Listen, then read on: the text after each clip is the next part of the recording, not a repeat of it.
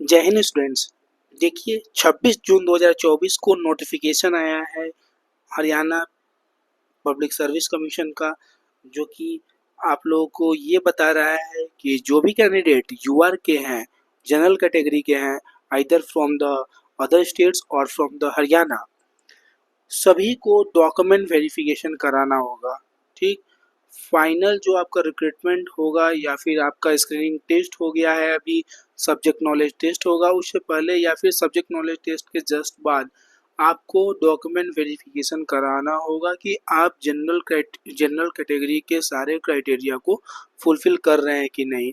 जो भी हरियाणा के कैंडिडेट्स हैं, ठीक, जो भी हरियाणा के कैंडिडेट्स हैं और अदर कैटेगरी में हैं, लाइक ओबीसी, में आपका बीसीए, बीसीबी या फिर आपके एससी कैटेगरी के हैं, किसी भी कैटेगरी के हैं, वो अगर जनरल के बराबर मार्क्स ला रहे हैं या जनरल कैटेगरी में फाइट कर रहे हैं, तो उन लोग को डॉक्यूमेंट वेरिफिकेशन कराना होगा और प्रूफ देना होगा कि हाँ, आपने सारे ही क्राइटेरिया को फुलफिल किया है जनरल कैटेगरी के। उन्होंने साफ साफ इस नोटिफिकेशन में ये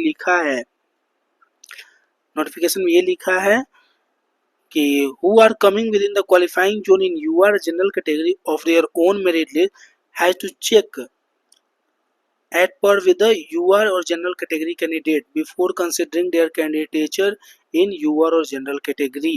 ठीक, आप लोगों को ये प्रूव करना होगा कि आपका नेट जो है जनरल कैटेगरी के मार्क्स के अबव है, या जनरल कैटेगरी का जो कट ऑफ होगा उस सेशन में उस मार्क्स को आप लोगों ने क्लियर कर चुका है। अगर आप उस सेशन के जनरल कैटेगरी के मार्क्स को क्लियर नहीं किए हैं और आपका नेट किसी कैटेगरी में है, तो आप जनरल कैंडिडेट के रूप में ट्रीट नहीं किए जाएंगे।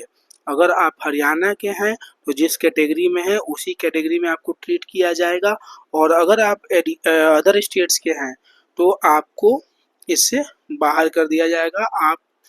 आपका जो कैंडिडेचर है उसे रिजेक्ट कर दिया जाएगा। ठीक, इसी को देखते हुए फिर उसके बाद जो 20 तारीख को हम लोग का इकोनॉमिक्स का जो स्टूडेंट होंगे उन लोग का जो मार्कशीट आया था, हर एक स्टूडेंट्स का जो मार्क्स आया था और जो रिवाइज आंसर किया आया था, उस दोनों चीज़ को विड्रॉ कर लिया गया है। ठीक, विड्रॉ करके एक नया अभी आंसर की रिलीज किया गया है। फाइनल आंसर की जो है वो रिलीज किया गया है, रिवाइज आंसर की, जो कि आप देख सकते हैं इस स्क्रीन पे।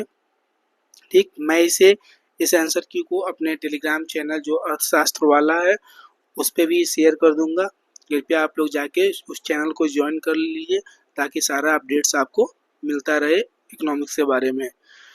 ठीक, इस आंसर की में कुछ चेंजेस हुए हैं, जो रिवाइज आंसर की जो 20 जून को आया था उसमें कुछ क्वेश्चंस को आयोग ने कंसीडर नहीं किया था इनिशियली, लेकिन फाइनल जो आंसर की आया उसमें जो मैंने ऑब्जेक्शनेबल क्वेश्चन या फिर क्वेश्चनेबल जो था, चैलेंजेबल क्वेश्चन था, जो भी मैंने अपने चैनल पे बताया था, उन सभी को आयोग ने कंसीडर कर लिया है, क्योंकि वैलिड प्रूफ था उसका कि जैसे आपका 25% वाला या फिर जो फॉरेन ट्रेड मल्टीप्लायर वाला है, उन दोनों क्वेश्चंस को फिर से इस बार कंसीडर किया गया है। दोनों क्वेश्चंस के आंसर को चेंज किया गया है और भी कुछ क्वेश्चंस के आंसर चेंज किया गया है। मैं आगे की वीडियो में बताऊंगा कि कौन कौन से क्वेश्चंस के आंसर चेंज किया गया है। और एक ये नोटिफिकेशन देखिए, 30 जून को इन कैंडिडेट्स को आयोग में जाना है और डॉक्यूमेंट वेरीफाई कराना है कि आप यूआर के सारे क्राइटेरिया को फुलफिल कर रहे हैं कि नहीं कर रहे हैं। ठीक, ये उन कैंडिडेट्स का रोल नंबर या मार्कशीट है जो कि जनरल कैटेगरी में क्वालिफाई कर रहे हैं और हरियाणा के किसी न किसी कैटेगरी के हैं फिलहाल। ठीक, अभी जो अदर स्टेट्स के यूआर कैटेगरी के कैंडिडेट्स हैं या फिर हरियाणा के ही जो यूआर कैटेगरी के कैंडिडेट्स हैं, उन लोगों का डॉक्यूमेंट वेरिफिकेशन के लिए अभी कोई नोटिफिकेशन नहीं आया है। जो 24 तारीख को जो बुलाए गए थे कैंडिडेट्स को, उसमें जो प्रेजेंट है उन लोगों को ये देखिए, उन लोगों को फिर से दोबारा 30 तारीख को नहीं जाना है, तो आप लोग ये देख लीजिए। और अब मैं बताता हूँ कि कौन कौन सा क्वेश्चन ऐसा है जिसको आयोग ने चेंज किया है, उसके आंसर को चेंज किया है। सबसे पहले आप क्वेश्चन नंबर 26 की बात करें, मैं उन क्वेश्चंस की बात कर रहा हूँ जो 20 तारीख को जो रिवाइज आंसर की आया था वो आंसर की, और फाइनल जो आंसर की फिर से आया है, उस आंसर की के अनुसार कौन कौन से क्वेश्चंस के आंसर्स को आयोग ने चेंज किया है। ठीक, उसके अनुसार आप लोग ये जान पाएंगे कि हाँ आपका मार्क्स घट रहा है या बढ़ रहा है।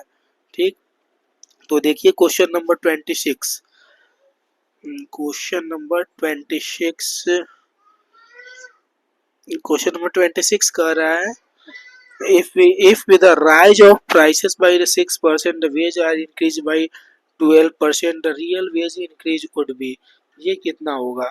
ये शुरू में आंसर जो था इसका रिवाइज आंसर की में ए दे दिया था, जो कि गलत था। इनिशियल आंसर की में जो बी दिया था आंसर, वो बिल्कुल सही था। इसलिए इसका आंसर लेस देन 6%, ये बी को ही करेक्ट माना है ये फाइनल आंसर की में। ठीक, तो आप लोग देख लीजिए आपका इस क्वेश्चन का आंसर बढ़ा है या घटा है, मार्क्स इसके इसके अनुसार देख लीजिए। अब क्वेश्चन नंबर 41 देखिए, 41 में चेंजेस आया है। क्वेश्चन नंबर 41,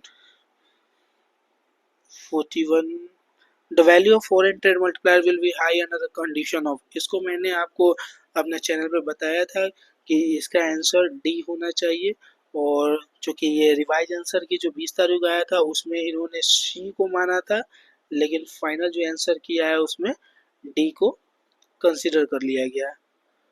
ठीक, अब सॉरी डी को नहीं माना गया, सी को नहीं माना गया था, ए को ही कंसिडर किया गया था, लेकिन अब फाइनल जो आंसर किया है उसमें डी को कंसिडर कर लिया गया है।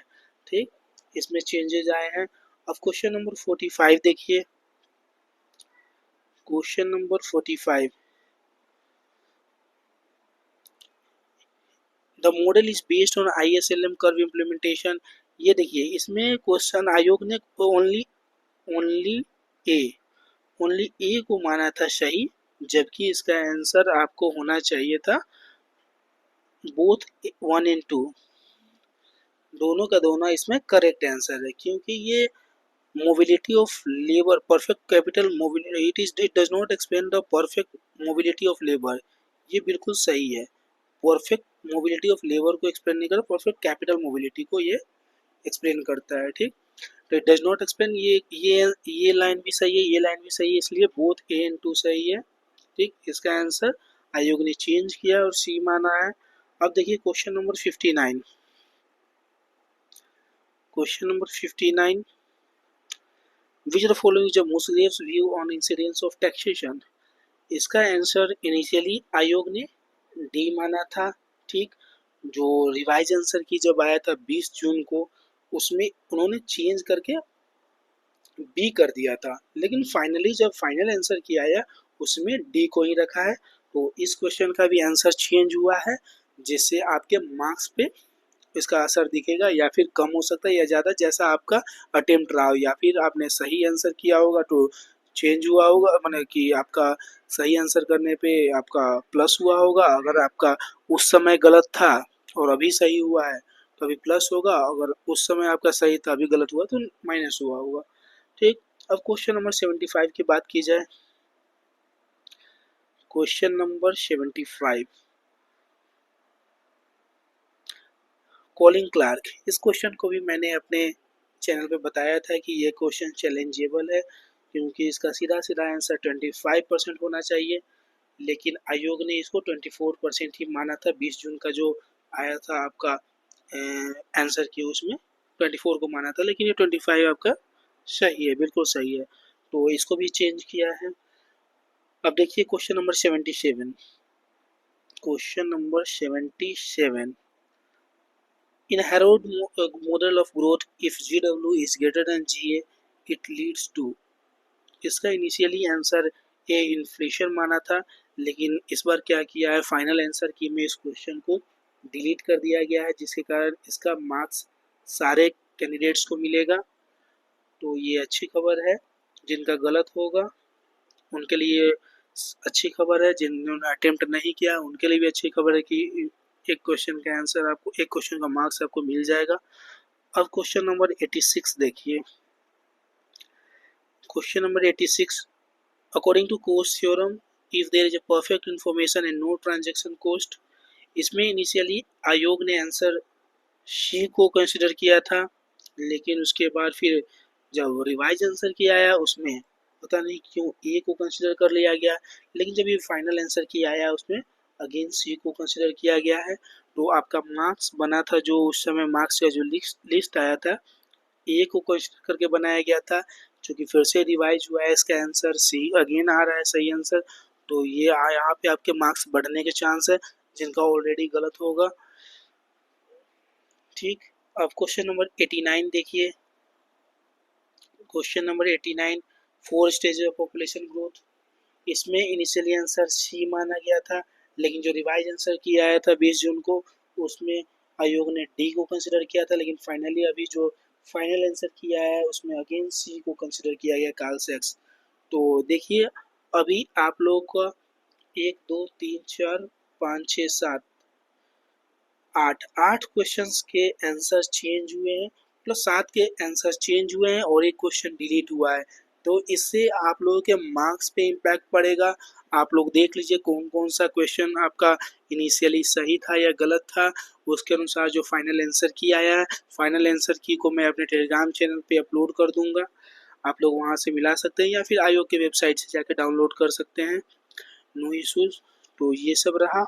और फाइनली आप लोग ये देखिए, इन सब के बेसिस पे फिर से इन कैंडिडेट्स को 30 तारीख को बुलाया गया है, और इसमें जिस कैंडिडेट्स को बुलाया गया है उसमें जो मिनिमम मार्क्स ऑब्टेन कर रहा है कैंडिडेट्स, एक कैंडिडेट ऐसा है जो कैटेगरी का है और उनको जनरल कैटेगरी में फाइट कर रहा है, उनका मार्क्स जो है उस समय के बेसिस पे 20 जून को जो मार्क्स आया, अभी तो फाइनल कोई मार्क्स आया नहीं है रिवाइज आंसर की के अनुसार, तो उसी समय के मार्क्स को मैं बेस बना के बोल रहा हूँ कि उनका 63.520 एक कैंडिडेट का मार्क्स है, जिसको कि बुलाया गया है कि आप प्रूव कीजिए कि आप जनरल कैटेगरी के सारे क्राइटेरिया को फुलफिल कर रहे हैं।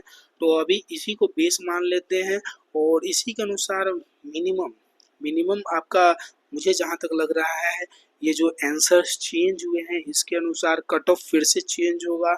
ये 63.520 ना हो करके, जिनका कुछ क्वेश्चन सही हो रहा है अभी के आंसर की के अनुसार, तो जहाँ तक मुझे लग रहा है 2 क्वेश्चन तो इजीली मतलब सही हो रहा है, जैसे कॉलिंग क्लार्क का और फॉरेन ट्रेड मल्टीप्लायर वाला 2 क्वेश्चन वो हो गया, और एक क्वेश्चन आपका जो डिलीट हुआ, तीनों का मार्क्स अगर देख लिया जाए बढ़ता है तो उसके अनुसार उम्मीद है 66, फिर भी कट ऑफ 66 या 67 ये रहने के चांस है। तो यूआर कैंडिडेट के कट ऑफ जो है 66 से 67 मार्क्स इसका आएगा। इस ये वाला जो आपका फाइनल आंसर की आया है इसके अनुसार अगर 66 से 67 मार्क्स आपके आ रहे हैं, या फिर मुझे लगता है ये 66 या 66 से 67 ना होकर के 67 से 68 इसके बीच में कट ऑफ रहने का चांस है। उन्होंने खूब बोला है कि sometimes candidates are not able to prove their eligibility for the general UR post, hence more candidates have been called for the document verification। वो ज़्यादा कैंडिडेट्स को बुलाए हैं, तो उम्मीद है कि फाइनल जब स्क्रीन टेस्ट का रिजल्ट आएगा तो उसमें कट ऑफ 66 67 से 68 होंगे, वो भी इस फाइनल आंसर की के अनुसार। ठीक, और उसी के अनुसार आप लोग अपने अपने कट ऑफ देख लीजिए। जो मैंने बताया था कि EWS का कट ऑफ लास्ट टाइम मैंने बताया था 59 to 60, उसमें भी +2 कर दीजिए, +2 कर दीजिए। उसके बाद OBC का जो कट ऑफ था BCA BCB का, BCA BCB दोनों का कट ऑफ 50 से 51 उस समय बताया था। अभी इसको 2 और जोड़ दीजिए, मान के चलिए 52 से 53 जाएगा। उसी प्रकार BCB का भी 52 से 53, और नाउ SC का जो कट ऑफ है उसका 52 से 53 जाने के पूरे पूरे चांसेस हैं। अगर आपको ये वीडियो कैसा लगा आप हमें ज़रूर कमेंट करें, और साथ ही साथ इस वीडियो को लाइक शेयर और सब्सक्राइब करें अगर वीडियो आपको अच्छा लगा हो तो, ताकि मुझे भी मोटिवेशन मिले और मैं और भी वीडियो को अपलोड कर सकूं।